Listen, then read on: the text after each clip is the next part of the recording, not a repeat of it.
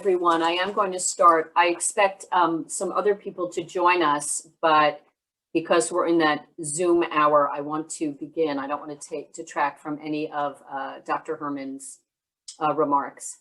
So I'm delighted to welcome everyone to this faculty seminar with Dr. Marc Herman, the Aresty visiting scholar at the Alan and Joan Bildner Center for the Study of Jewish Life. I'm Nancy Sinkoff. I'm the academic director of the Bildner Center, professor of Jewish Studies and History here at Rutgers.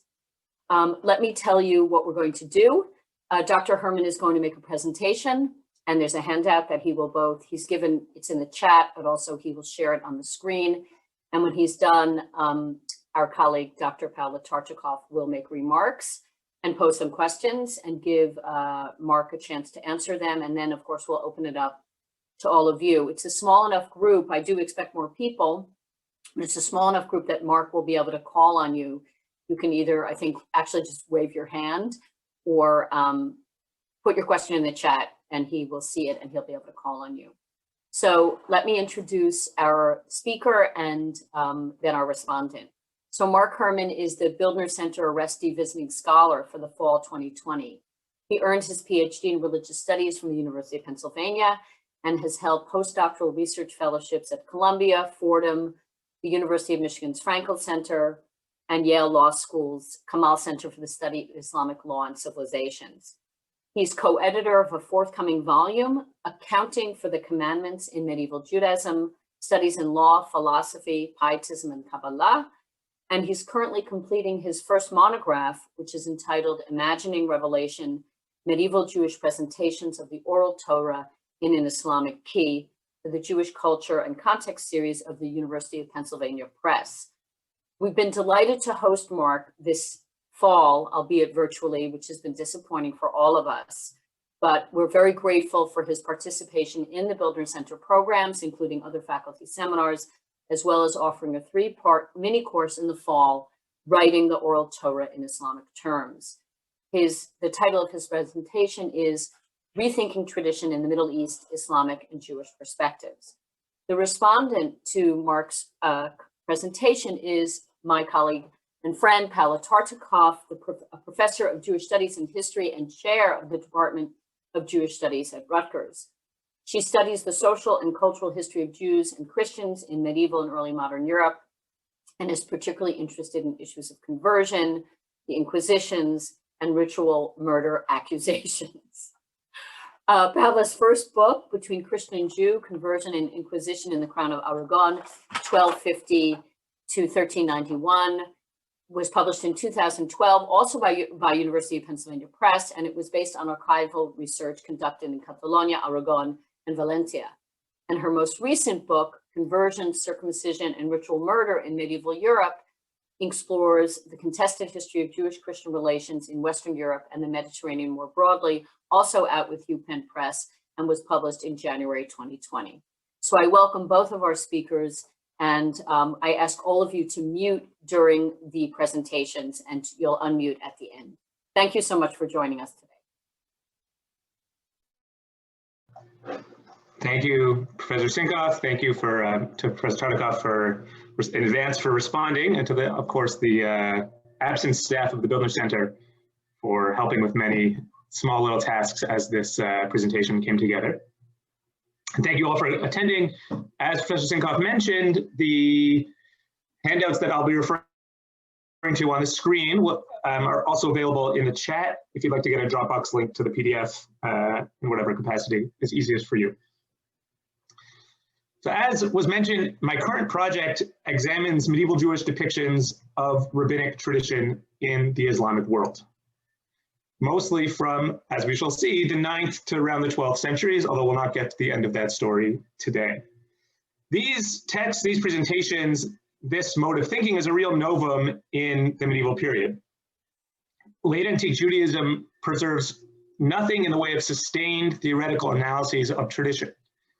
Rabbinic literature, of course, has many offhanded comments, sometimes brief analysis that later scholars have sought to systematize and analyze, much like our medieval authors did.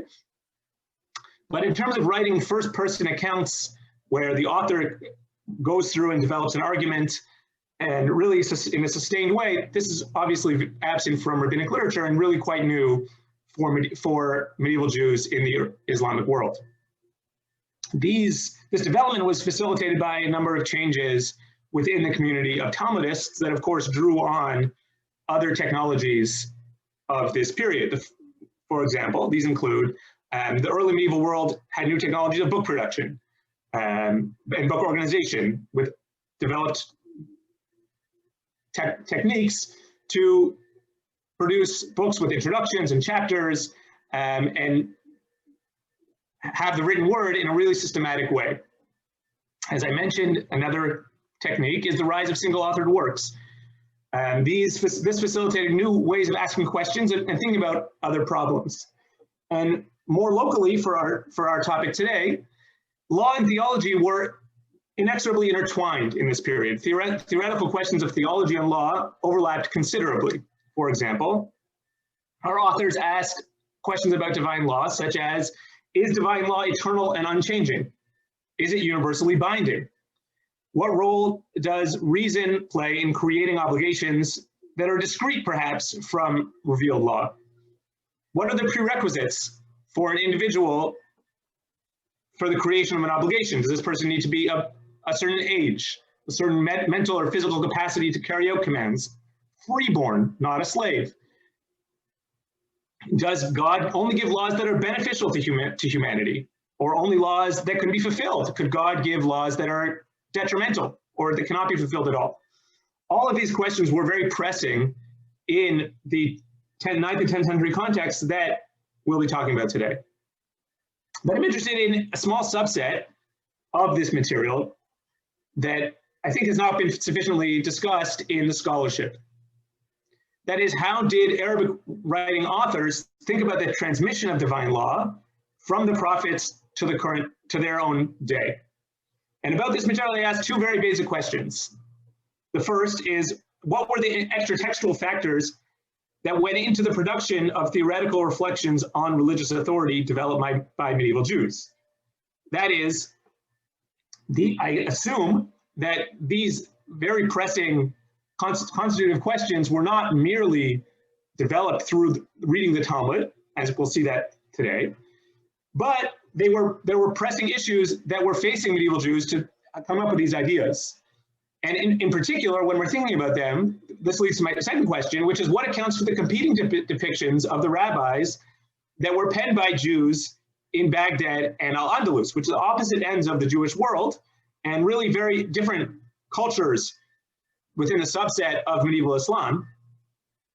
And when reading these depictions chronologically and geographically, one gets a very strong sense of the disparate visions put forward by Jews in these locales. And so why did they do that? So today's talk only focuses on the first part of this chronological and geographic story, the Baghdadi end of things. I published some of this material already, and I wanted today to explore a different way of framing it, foregrounding the interreligious factors of Jews and Muslims, and asking about some of their significance for scholarship and what they can tell us about this society. So with that background, let's orient ourselves to our characters. As I mentioned, in the 9th and 10th centuries, for the first time, Judaism, Islam, and Jews and Muslims developed theoretical reflections on late antique legal material. That is, if we assume, as contemporary modern, certainly today's scholarship does, treat Islam as a late antique religion, we can really see a very new development in what we would call the medieval world. And these intellectuals that we're studying today sought to systematize and thereby render coherent their past. And they, of course, did this, as all of us do, in ways that accord with their larger and epistemological assumptions about God, about communication between man and God, obviously about prophecy, about transmission of information from the past. And so if I can show today that Jews and Muslims, A, did so in similar ways, thought about the past and their revelation and its transmission in similar ways, B, adopted common approaches to thinking about these ideas terminologically and conceptually, and C, use similar tools for evaluating the past, that is, how do we know what we have is true and what's really given to the prophets and to their students? Then this mode of analysis has several ramifications for Islamic Jewish studies and, dare I say, humanistic study as a whole. Within the world of Islamic studies, I think it's very significant to bring minorities into the intellectual history of the Islamic world.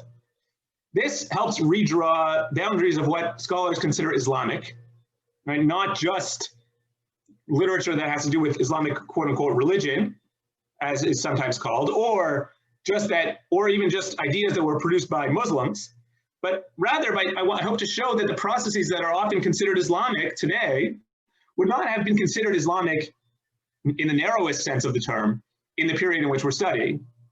And thereby, the margins then shed light on society-wide epistemes that helped populate these texts. Within the world of Jewish studies, as anybody familiar with writing on medieval Jews knows, the material that I'm studying, that is thinking about the oral Torah, sits really at the heart of how Jews imagined Judaism to have worked. Right? The oral Torah is the bread and butter of considerations of post-biblical Judaism. And if I can show, which I think I can, and I think I have, that the building blocks of these reflections were not developed solely through internal inter-Jewish discussions, but were shared across communal boundaries, it shows us that we must understand the very building blocks of Judaism in this interreligious context. More generally, and this I'm indebted to Professor Tartakoff, this perhaps can shed light on our idea of our cultural repertoire. That is, that certain ideas were available to exponents of any tradition in these centuries, and therefore these traditions were deployed in similar ways, right? Therefore, what we're studying, or one of the things that I'm studying, is not just the writings of these texts, not just these cultures, but really the epistemes that made up this world. So the cultural actors in my story operated in the same time and the same place. And broadly speaking, these were jurists in the Middle East in the 9th and 10th centuries who had broad commitments to overlapping theological systems of kalam, right? That is Islamic theology or Arabic theology, I'm not quite sure what term to use now. They sought to position themselves as juristic elites who were empowered to make legal decisions for the community, although this was not always the case. And obviously, this was much more complicated on the ground than the leading jurists wanted it to be. They taught many students in institutional settings, and they came to serve as and be seen as in later generations as representatives of their traditions. Now, of course, Jews were a minority, but in this period, so were Muslims, right? There was no real demographic majority in the Middle East in the 9th and 10th centuries, as Jack Tanu's newish book, The Making of the Medieval Middle East, has shown very carefully. By building on earlier scholarship, this is really a diverse society where there may have been, in certain power structures, Muslims were leading, and Arabic became to be the spoken language and the shared cultural language, the lingua franca. But there was no real majority culturally in any way, population-wise. Rather, there was a period of fruitful intellectual exchange. Institutions such as majalis, these study sessions and debates publicly were held. And if one were to read the theological works that survive in the Cairo Geniza, for example, or in other sources, and if one were to pull out the scriptural references, sometimes it's very hard to tell the allegiance of our authors, which tells us that our authors are really writing in very similar terms and ideas that were shared across space, time, and across society. So among the Muslims that we're going to talk about today, the hero of our story is Muhammad ibn Idris al-Shafi'i, who, born in around 767, died in 820. He lived in Gaza at the beginning of his life and traveled and taught throughout Iraq and the Middle East, and died eventually in Egypt. He's associated with what is known as the Shafi'i school of Islamic law today, but he didn't really found that school. Rather, it was founded by his students and students of his students in his name. And he was really, as scholars have noted, the first to articulate Islamic law in any theoretical sense. And we'll meet a couple other thinkers along the way, but it's worth introducing our main actors at the beginning. And among Jews, our primary hero will be Sadia Gaon, Sadia ben Yosef al-Fayoumi. He was born up in Egypt in Fayoum. He lived in, traveled in Palestine, eventually moved to Baghdad, where he headed the Talmudic Academy. Right, he is really, at least today, recognized as the first Jew to integrate Arabic writings into those Talmudic academies that, at least in their mind, dated back to the time of the prophets. And Abraham ibn Ezra famously calls Sadia Rosh HaMedabrim B'chol Makom, right, which in the literally could be translated as the first speaker in all topics, meaning he is the one who invented a lot of the medieval Jewish bookshelf. But Ibn Ezra probably had another meaning of this phrase in mind when he called him Rosh HaMedabrim, the first of the speakers. Medaber in medieval Hebrew comes to is a translation of the Arabic term that relates to kalam. So he's also the first major Jewish kalam thinker, certainly the one whose writings survive in the most sustained sense, and really shows us about the integration of Arabic theology into Jewish thought.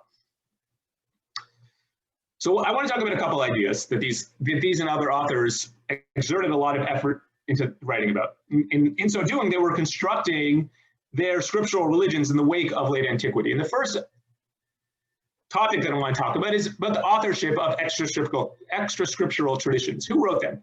Or who invented them? Were they from God by way of the prophets? Were they developed by jurists and juristic reading? And what kind of authority did they have? What is the basis of the authority of the oral Torah or the Hadith? Right? Is this human traditions? Are these divine traditions that are embodied in extra-scriptural texts? And now, having recently been written down several centuries, in the case of Islam, later than they were written, and obviously much later for the Jewish sources. And second, how does one navigate the contradictory ideas found within these texts? Why are they inconsistent? Why are there debates and disagreements all over the time? Anyone who's ever opened a book of rabbinic literature or is familiar with the Hadith knows that there's not unanimity, there's debate. Right, there's disagreement, right? One rabbi will say X, one tradent will say Y. Right? People will disagree about legal cases all of the time, right? About seemingly very fundamental issues. This question about inconsistency is obviously related to the question about authority, right? As Kirkasani of medieval Jewish Karaite noted himself, right? If these traditions are really from God, then how can God have authorized conflicting viewpoints? Right? How can there be debate? So when it comes to extra-scriptural traditions, we obviously have two major sources of legal thought. The first is written scripture in the form of the Quran or the Torah or the rest of the Hebrew Bible, and oral traditions. Right? Late antique religious extra-scriptural traditions lack clear statements about their authorship sometimes, certainly in the Jewish case. Right? There's no Let's take a step back. There are occasionally broad statements within rabbinic midrash about the idea that the entire rabbinic tradition has divine origins. But many other times, if not more times, we have the idea the rabbis themselves generated these legal rulings.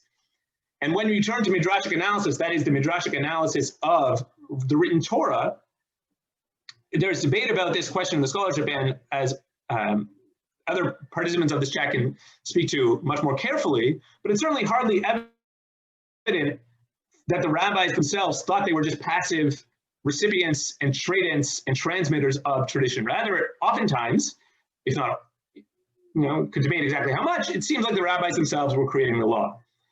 When we turn to the case of pre-9th century Islam or pre-8th century Islam, it's a little bit clearer because the Hadith really consists of two major parts. The first is a chain of transmission known as an isnad, and those chains of transmission often date back to the prophet himself, or sometimes even to God in certain cases, but oftentimes not. Oftentimes we have legal traditions that date back, that will trace back not to the prophet, but to his companions or successor generations or later caliphs. Right? It is not at all clear that before Shafi'i and others, that the prophet or divine authority was exclusive. Okay, so let's turn to our sources. Let's see if I can actually successfully share the screen. Here we go. Can we? Yeah, I'm getting some nods. Okay, great. All right, so here's our sources. And the text, again, if you want to look at this, it's in the chat as well. So what did Muslims do who sought to justify and defend the role of extra-scriptural traditions. The scholars have noted several crucial changes in the conceptualization and the terminology of Islam. The first that we're going to look at is this term sunnah itself. The term later came to denote the practices of Muhammad as a prophet and those extra scriptural legal authority, right? And today, if people know the term Sunni Islam, right, that is the Islam that is defined by the sunnah of the prophet Muhammad. But theological study of this term has noted very important changes in what this term means. Right, so if you look at the term sunnah in the Quran, you actually see something very different. And that means two separate things, neither of which are related to the prophet himself. Right? And this will become clear, and our medieval Muslims also were aware of this, at least implicitly. And so if you look in, for example, in sources 1 and 2, you see that the term sunnah refers in these sources not to the practice of the prophet, but the way God treats unbelievers, right? So in the first source, right, their belief, that is, the unbelievers did not benefit them when they saw our violence. The customary way of God, the sunnah of Allahi, which has already occurred in the past concerning the servants, right? And then the disbelievers lost. Meaning the sunnah here in source number 1 refers to how God treated unbelievers. And if you look down in source number 3, for example, right, again, you have not just the way God treated the unbelievers, but the way the unbelievers acted themselves. Right? Say to those who disbelieve that if they stop, whatever is already past will be forgiven them. But if they return, the customary way, the sunnah al-awwalin of those of old had already passed away. Right? Their sunnah is their practice of non-Muslims or non-believers. Again, in source number 4, they do not believe in it, though the customary way of those of old, their sunnah, has already passed away. So here we have very clear examples within the Quran of the term sunnah not referring to the prophet himself or practices of the prophet, but rather those practices that are certainly not to be associated with Islam. But when we turn to our medieval sources, we have a very strong effort to defend the role of extra-scriptural revelation, that is the hadith and what came to be known as the sunnah, right? And we'll see strikingly that Shafi'i, who's really the first person to defend oral tradition in a systematic way, obviously cannot point to the sources that we just read, but has to point to other sources and other evidence within the Quran for the authority of extra-scriptural tradition. So source number 5, and this is from Shafi'i's legal theoretical work. Right, he writes, God obliged people to follow his revelation and the practices of his emissary, right? The Sunan of Muhammad. And God said in his book, and here he quotes a number of verses, here's just a very clear one. God sent down to you the book and the wisdom, right? So we have 2 revelations according to Shafi'i, right? The written book and this amorphous wisdom, right? And through that, God taught you what you did not know. So what does this wisdom mean? So if you skip a couple lines in this passage in the Risala, he writes, I've heard someone of whom I approve among the scholars of the Quran say that wisdom, i.e. the book and the wisdom, refer to the practice of God's emissary, right? The sunnah of Muhammad. That seems to be a correct interpretation. Why is that, he writes? That is because this word is paired with the book of God. And God imposed the obligation to obey his emissary and decreed that people follow his command, right? So here we have Shafi'i defending the authority of extra-scriptural revelation, right? And pairing it and developing it with this idea of the term sunnah.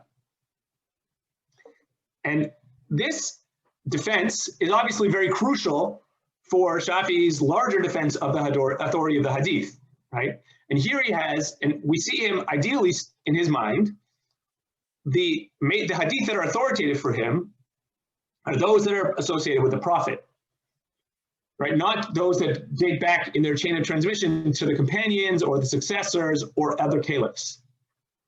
But when he does discuss companion traditions, right? I.e. non-prophetic traditions. He's not really sure. And he has to somehow integrate them into his system, but you can tell, and as has been shown by other scholars, that he's not quite comfortable in integrating them himself. So you look at source number 6.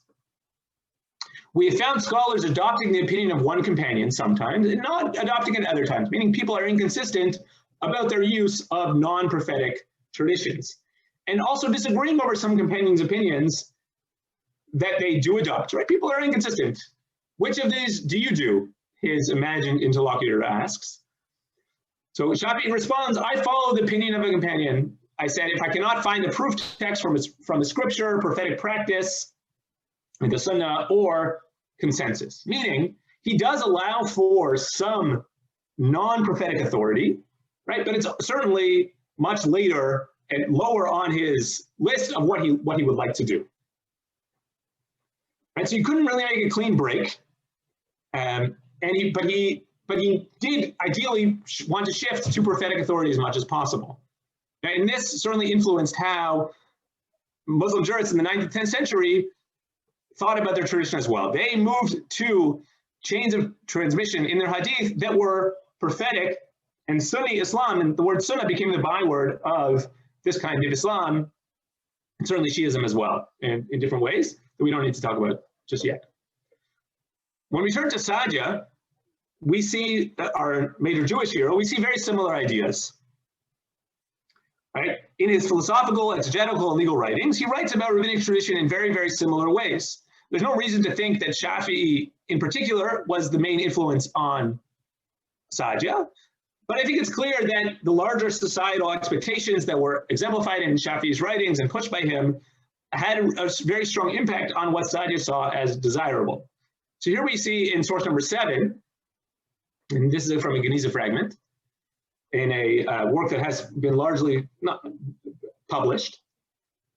He writes the following: by way of introduction, I, Sadia, say that just as the fundamental principles of law have come to us in the same way that they came to our ancient authorities by way of the senses, that's a certain level of knowledge in Kalam thinking, and then they were transmitted to us, so too the details have come to us from the knowledge which the forefathers knew by way of the senses, meaning both the principles and the details of the law, which are terms from Islamic tradition that are not really found, obviously, in rabbinic literature, are from God, right? They're all, the entire legal system is divine, right? And not only that, but that level of knowledge, the caliber of knowledge is a certain intuitive way, kind of knowledge that is known from the senses, not something that one has to figure out, but rather can be seen very directly, much as touching, tasting, smelling, or adding 2 + 2. Right? It's the same kind of confidence that one can have in the tradition. Similarly, when you turn to Sadia's thinking about the obligation that reason imposes upon individuals, he writes very similar things. This is from his philosophical or theological work, the Book of Beliefs and Opinions. He writes in source number 8, reason calls for gratitude to God for his kindness, right? We know logically that we have to thank God for being nice to us, right? For having created us, for giving all sorts of benefits to mankind. But this reason, he writes, does not define how this gratitude is to be expressed or what time or what form it is to be shown. How do I know in what way and when I'm supposed to thank God? He asks. There was, therefore, need for messengers, i.e. prophets, who defined it, right? Who designated this gratitude as prayer, meaning they told us these prophets told us if you want to pray, if you want to thank God, you do it through prayer. You have to assign it at certain times, gave it a particular formulation, that is the text, a specific posture physically, and a prayer direction as well. All of this, according to Sadia, right, is not from the rabbis' invention, but from the messengers of God, i.e. of prophetic authority. Right? And in general, Sadia's attitude to post-biblical institutions of the calendar, rabbinic decrees, or even Hanukkah, as we'll see in source number 9, is that they were rooted in biblical or prophetic authority. In source number 9, he talks about the story of Hanukkah. Right? He writes, when I realized the import of the matter, that is Hanukkah, how it had all happened, and according to the tradition of our old authorities in whose footsteps we follow, who had handed down the tradition to us in an unbroken chain, for there was no longer any prophets. At the time of Hanukkah, there were no prophets, but there was a chain of transmission nonetheless about this event. So I speculated deeply whether I should find mention of the Greeks and of a war with them in which they were prominent, and whether I should find a victory of the Levites over the enemy announced by one of the prophets. Right? Did the prophets tell us that Hanukkah would happen? He asks.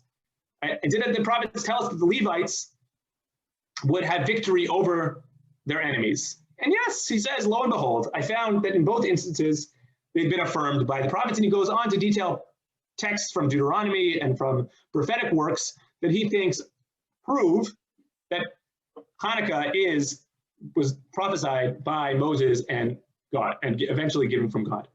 And so that's the first major feature that I want to talk about. Related to this, obviously, and as Shafi and Saadia and others realized, was the idea that if tradition is going to be divine, if religious authority is only dependent on divine authority, then we need to ask, how did traditions and disagreements arise? Right? Both as a question of who do we follow, which view, A or B, but more importantly, for our epistemological questions, who's right? How do you decide? And what does this tell us about the tradition, that there are so many disagreements? So here too, Shafi is one of the earliest authors, although many other examples can be found. But he gives us some guidance in source number 10. So when in certain matters, there seems to be only inconsistency. Right? Why is there disagreement in the Hadith? This can only be because of the accounts of the prophet's practice were not memorized in sufficient detail, i.e., the students who heard the prophet tell us what to do weren't so good, they were lazy, we can all relate to this, right? Or because it results from a misapprehension on the part of a transmitter. We never find reports from him, the prophet, that seem contradictory without finding, upon careful examination, a way to show that they are in fact not contradictory, right? So A, it's because the students were lazy, or B, they misunderstood, right? And here in source number 11, we have another explanation. It sometimes happened that someone forgot some of the accounts of abrogating practices instituted by God's emissary, Muhammad, and only memorized one of the two accounts concerning the abrogated ruling, separately from the person who heard the other account from God's emissary. So we have two contradictory practices. Do A, don't do A, right? What's the solution? One was abrogated, one was not. Why is there a contradiction? Because the students of the prophet forgot, they didn't listen well, they didn't come back the next day to find out that the law had changed. And if we look among later writers, somewhat later writers, we can see this notion being very, very widespread.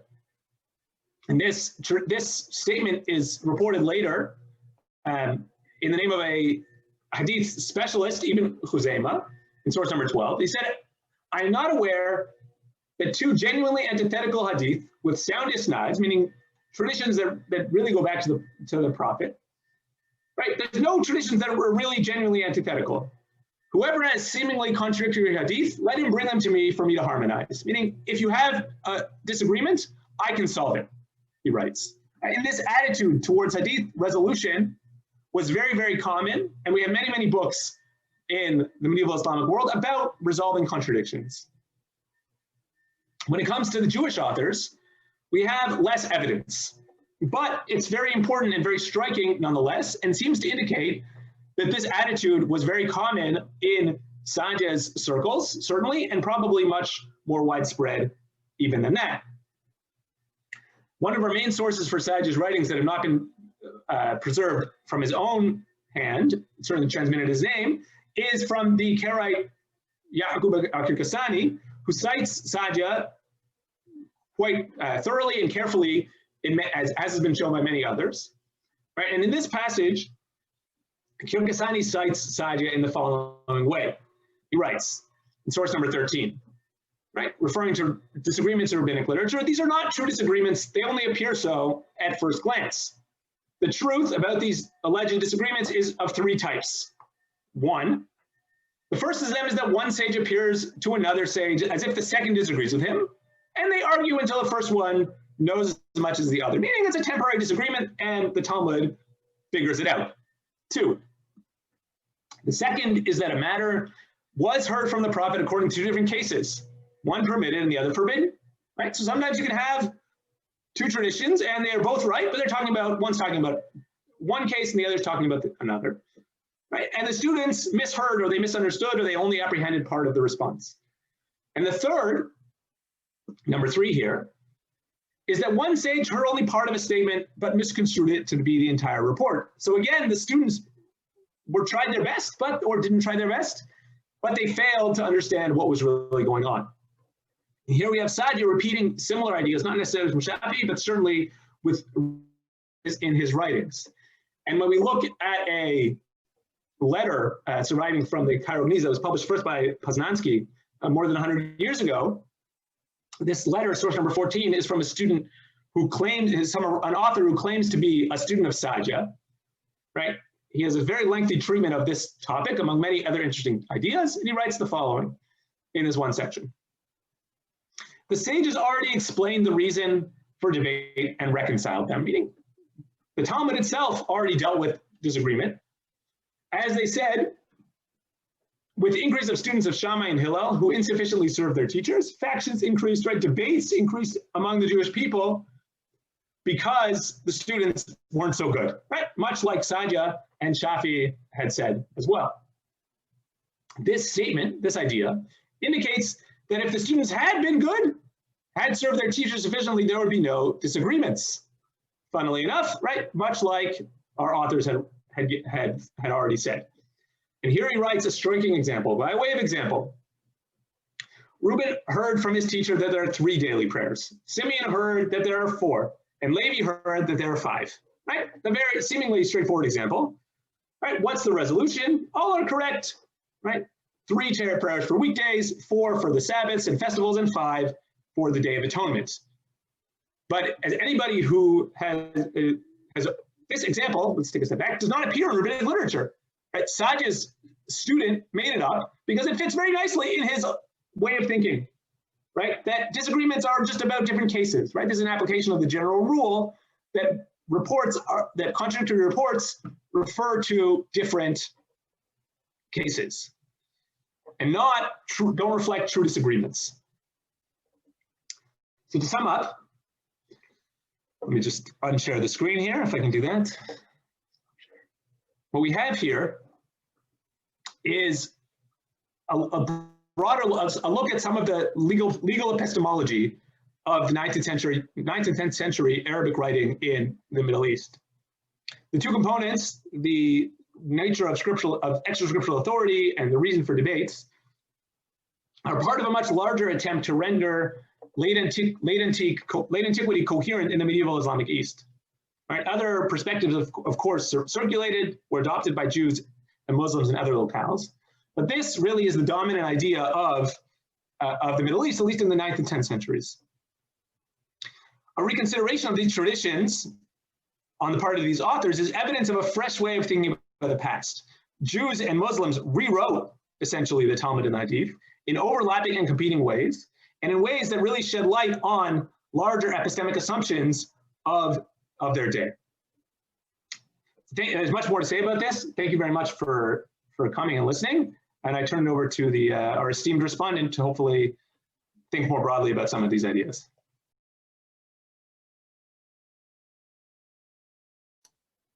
Thanks so much, Marc. Good morning, everyone. Marc, thank you for this fascinating dive into the world of Saadia Gaon. I've read your related publications in the Jewish Quarterly Review and also in John Toland's edited volume on the historiographies of the rise of Christianity, Rabbinic Judaism, and Islam. So it was a real pleasure to get to look with you today with your guidance at some of the primary sources on which you've based your analysis. As you know, I work in a field quite distant from yours, at least from the perspective of medievalists. So I beg your indulgence as I share some thoughts and questions. I'm going to keep my remarks brief, and I hope that they'll provide some points of entry for a broader conversation. So in what follows, I'd like to do 2 things. First, acknowledge what I see as the key contributions of your work that you've shared. And second, just share some questions that your research has brought to mind. So first, to acknowledge your scholarly interventions. Your work both deepens understandings of Gaonic legal thought and Saadia's ideas in particular, and it also makes important methodological contributions that are of relevance to the general field of Jewish studies and beyond. As far as Saadia is concerned, you reframe his depiction of the oral Torah as divinely revealed. Prior scholars before you had presented Saadia's position primarily in the context of anti-Karaite polemics.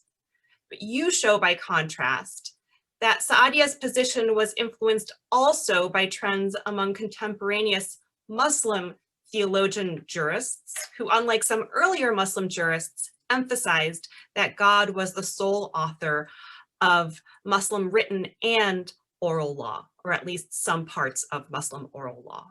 So you show not only that Saadia's assertion of the divine origins of the Jewish oral law parallels this Muslim move, you show also that Saadia's specific arguments resembled those of his Muslim counterparts, including, for example, with regard to resolving contradictions or explaining contradictions within the oral law. In the process of reframing Saadia's depiction of the oral law, you demonstrate that multiple contexts shaped Saadia's thought, and this in itself, I think, is worth highlighting.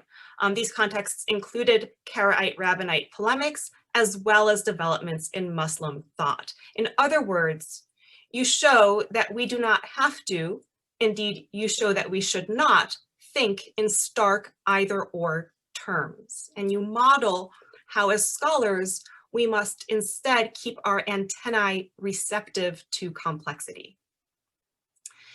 In ways that relate to research in Jewish studies more broadly, you remind us of the importance of looking beyond the bounds of the Jewish community and beyond, quote unquote, Jewish texts and traditions in order to understand the ideas of Jewish groups and individuals and the evolution of Jewish culture.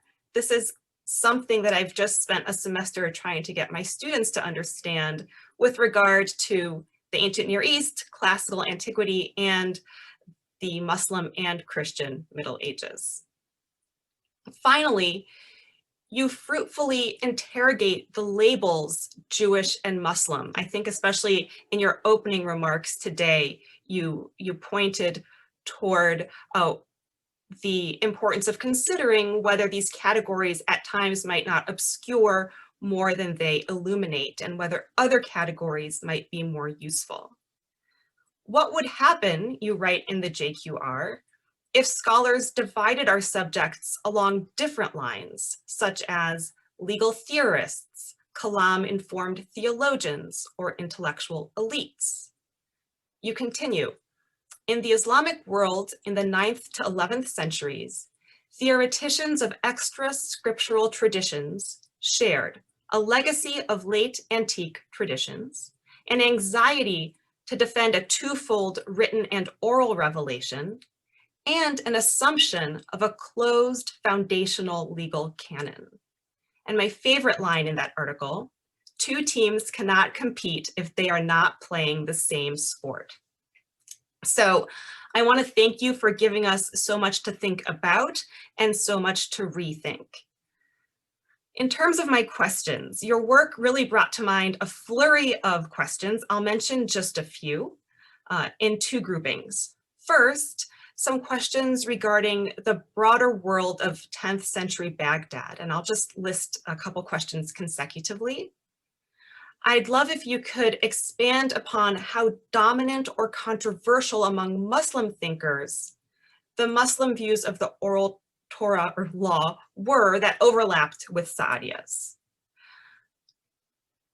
Did or would it have made sense for Karaites to have accused Saadia of Islamicizing in his insistence on the divine origins of the Jewish oral law?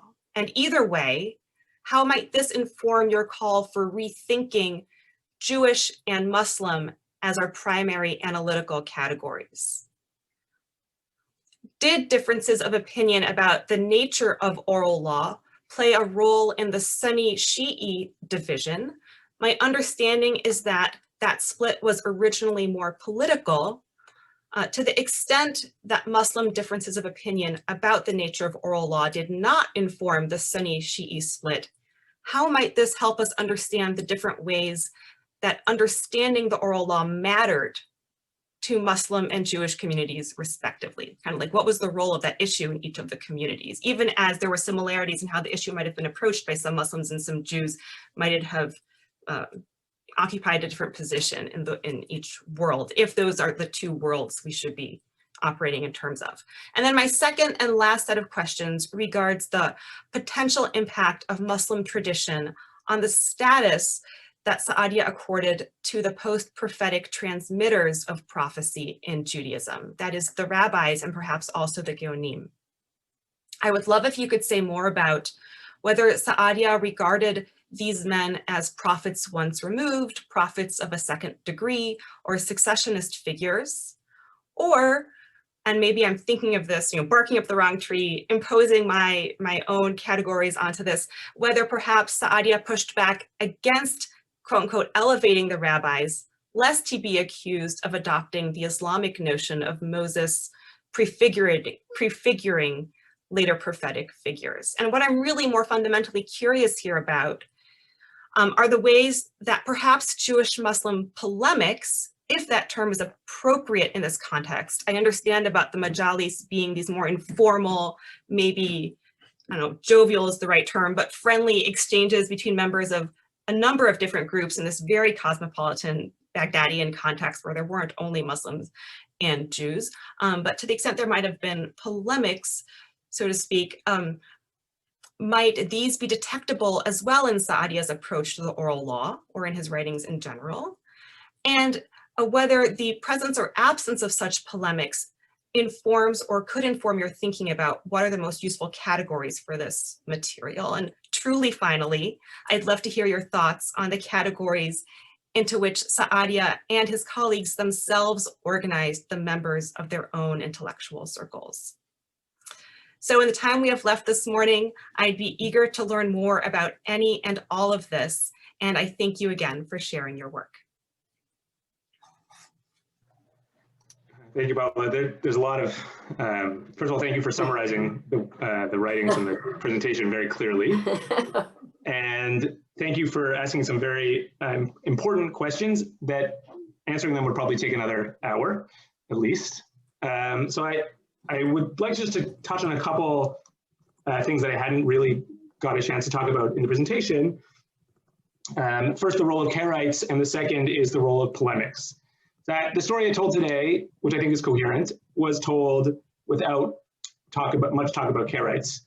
Obviously, Karaites played an important role in calling attention to specific soft spots in rabbinic tradition or in Sa'adiyya's thinking. But I think that, as I showed in that JQR piece, overemphasis on Karaism has really distorted our understanding of Sa'adiyya and of the Gaonim in general. Or the Karaites themselves also adopted many of these same approaches. In particular, they also thought that only prophetic authority was good, at least in terms of the basic sources of the law, right? But the major disagreement between Karaites and Rabbinites was, what is the rabbinic authority? What is prophetic? Meaning, is it the Talmud or only the Bible? So the Karaites were also obviously participating in this as well. So in that sense, I'm not sure that they could really call themselves or label each other Muslims or charge them with Islamicizing, because everyone was sort of doing this. If anybody was the Karaites, were doing it more than the Rabbinites. And in that sense, polemics is a very difficult label to put on any of these texts, because as you noted, right, these polemics is not often used by scholars to sort of dismiss or minimize or challenge the veracity of anyone's statement, right? He can't really believe this, he was just polemicizing. But when you see the same idea appear over and over and over again in explicitly polemical works, refutation of X, and non-polemical contexts, then it makes you wonder to what extent these boundaries are really helpful. So something I was just working on earlier this week, the rabbis add to the prohibitions of incestual relationships a certain category called secondary prohibitions, right? And of course, Saadia in his polemical writings will say, oh, these are really not from the rabbis, these are from God, right? So you can say if you only had that text, he was just polemicizing. But it appears in his commentary on Genesis. It appears in his separate book on incestuous relationships. It appears in his, he counts it as one of the 613 commandments. So the polemics and the other categories of thinking are just so overlapping and intertwined that it's very difficult to pull out one thread and say, this is not real, right? And I'm not sure that what they really believed is the proper category, as you noted. So I think that's a part of the challenge here in thinking about some of this. So thank you very much. I think we have time for a few more questions. There's not a lot of people, so I guess someone should just feel free to unmute yourself. There doesn't seem to be anything in the chat just yet. Yeah, I've asked people to raise their hands because we have an audience that with which we can do that. And if people don't have questions, feel free to expand more on Paola's really, I think, incisive questions. I have a question, but I want to wait and see if there's so why don't I just post as something that you and I have kind of talked about before, is this whole problem with this word minority. Mm-hmm. It's a word that's I don't know when it's invented. I've never done the philological trajectory of it, but it's my understanding that, and I teach this, so I hope it's true, that, you can't have minorities unless you have a conception of, quote, equality, right? And so you sort of did both things in your opening comments. You sort of said my work, and I understand the nod to that is important because it shows the way, quote, minority cultures in Islam informed this thing we're calling Islam. But then you went on to say, referencing a recent book, that the culture of medieval or late antique Islam is not really one of a dominant, such a overwhelming hegemonic culture. So I'm just wondering if maybe we should just discard the word before the 18th century. And you and I referred to this, in the world that I look at, which is early modern Poland and its modernization. The word minority is really unhelpful. We really need to talk about regions, urban versus rural, intellectuals versus, non-intellectual classes. To what degree people are a minority. So I'm not saying that Jews and Muslims are the same. They're clearly not the same. But I'm just wondering if the word is even helpful at all. And I love this idea that I've just heard from what you mentioned, this idea of sort of a much more cosmopolitan understanding of Islam. And I think it's not just that's a polemic for me in our modern world, that would be a good way to look at it, which it is, but it seems that it's more true to the historical past. So that's just a comment or a question to you about even using the word. So I agree with your characterization.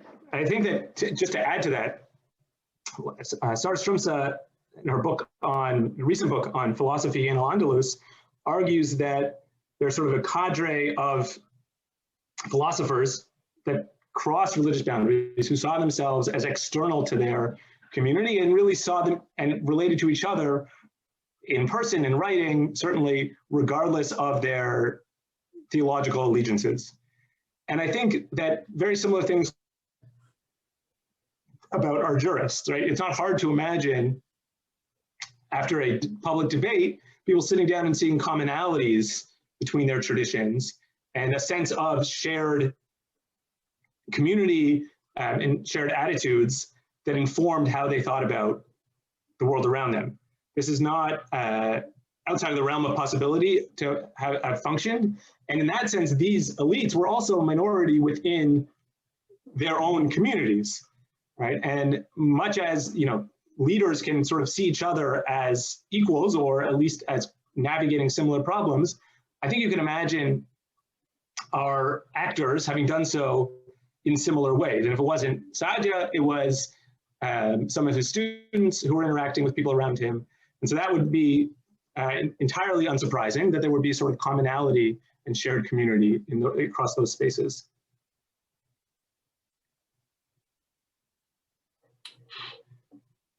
Any other questions from our Kahal? Do you want to, if, I don't know if you can remember all of Paola's questions. I tried to jot down a couple of them. Right. Yeah, so can I just push Paola's question that I think might help? You know, Paola talked about the fact that your work illuminates the fact that so much of the work on Jewish jurisprudence has been focused on the internal Jewish Karaite debate. So, you know, why don't you speak more to what your work is contributing here? I think that that would be useful for people, because I think many people have studied this stuff, do study it only with regard to an internal Jewish effort to figure out what its boundaries are vis-a-vis the Karaites. Sure. So there are two major schools of thought that I'm pushing back on. The first is a long tradition in Jewish studies scholarship dating back to the medieval period, but essentially dating back to the dawn of Jewish studies in Eastern and Central Europe, that sees sages and other attitudes towards the Talmud and the rabbis as part of a debate with the Karaites. I mean, as part of my dissertation, I sort of went on and just JSTOR and other databases and searched the word polemic and Sadia, or polemic and the Gaonim. And you get all over the place. It just comes up over and over and over again.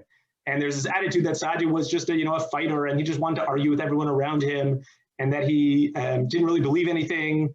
Right? It's only a hop, skip, and a jump from this is polemic to this is mere polemic to this is not what he actually believed.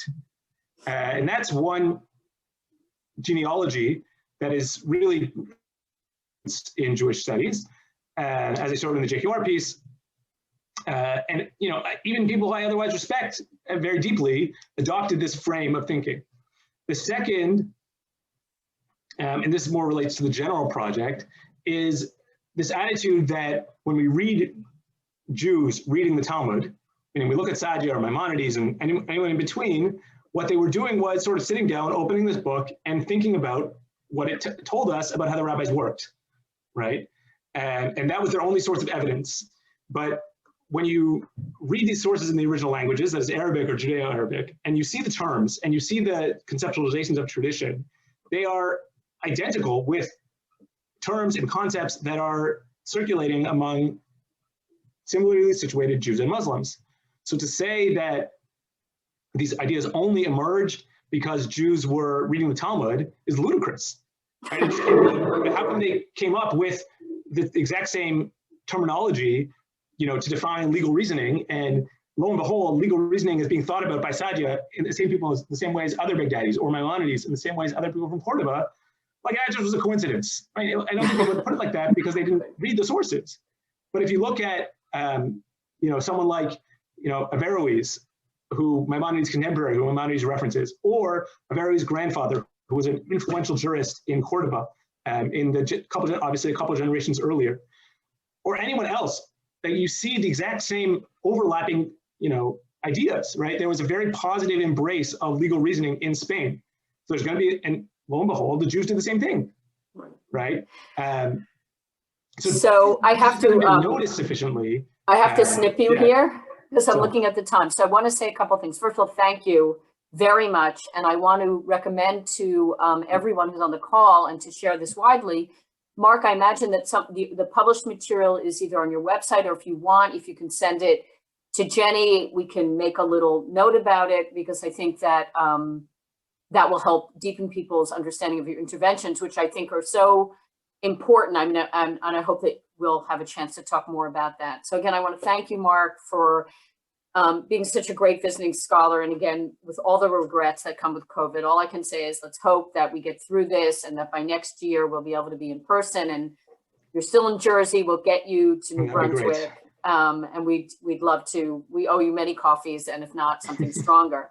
I want to tell everyone also on the call that the last program of the Bildner Center for the fall is our colleague Michal Rauscher's book launch and talk on Monday night, December 7th at 7 o'clock.